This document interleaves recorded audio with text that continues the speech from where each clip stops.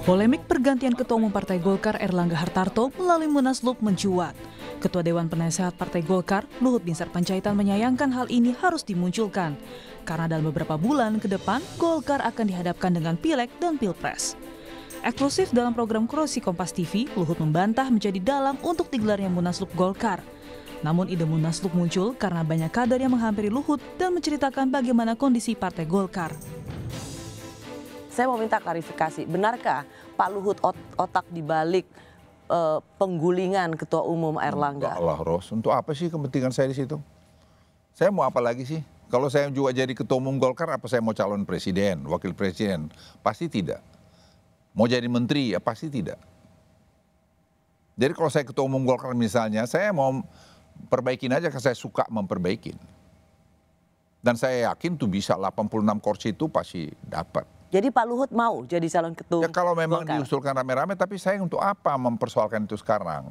Posisi Bapak tentang Munaslup Partai Golkar disebut sebagai calon ketua umum Partai Golkar, apa penjelasan final ya, Bapak? Saya serahkan aja pada mereka kan. Itu ngapain saya mau saya bilang enggak atau mau saya bilang iya, ya biarin aja mereka.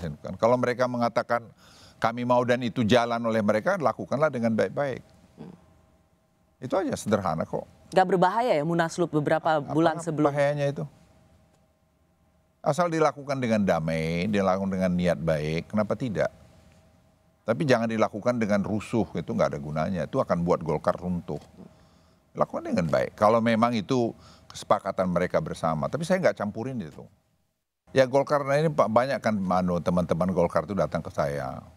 Saya nggak pernah kontak mereka, jadi jangan ada pikir misalnya saya telepon ini, enggak. Tadi seperti Rosi bilang, kok Pak Luhut nggak proaktif, tanggung-tanggung gitu. Bukan tanggung-tanggung, saya memang nggak ada minat untuk itu. Betul. Tapi saya lihat mereka datang, menceritakan masalahnya, saya lihat survei, saya lihat big data.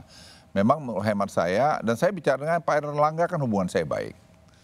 Saya juga beri nasihat kepada saran Pak Erlangga, lebih proaktif turun ke bawah lah gitu. Kapitalisasilah kehebatan daripada Golkar ini. Elektabilitas Partai Golkar menurut survei hingga kini terus turun. Hal ini disampaikan kader Partai Golkar yang juga Menteri Investasi dan Kepala BKPM, Bahlil Lahadalia.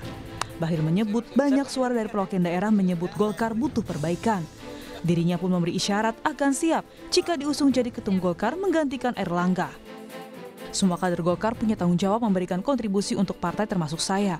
Sebagai kader Golkar ketika melihat partainya dalam kondisi yang membutuhkan uluran tangan kader yang merasa bertanggung jawab, saya yakin semua siap tapi melalui mekanisme yang jelas sesuai aturan main organisasi.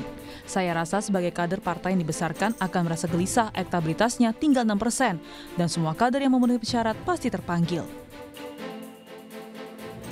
Sementara Ketua Umum Partai Golkar saat ini Erlangga Hartarto membantah adanya Munaslup.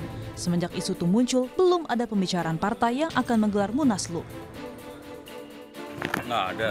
Rapatnya di rumah Pak Agung langsung. Iya, agendanya bukan itu. Kalau soal mau mengganti Bapak untuk dicapresin gimana Pak? Tidak ada itu. Pak Ridwan mengatakan tersebut Pak. Tidak ada. Ya. Berarti selama ini masih Bapak ya Pak ya untuk capresnya? Berarti masih solid ya Pak? Forum tertinggi Rakernas Rapim Munas. Sebelumnya desakan mengganti Ketua Umum Partai Golkar Erlangga Hartarto berembus usai rapat Dewan Pakar Partai Golkar yang mengusulkan gelaran Munaslup.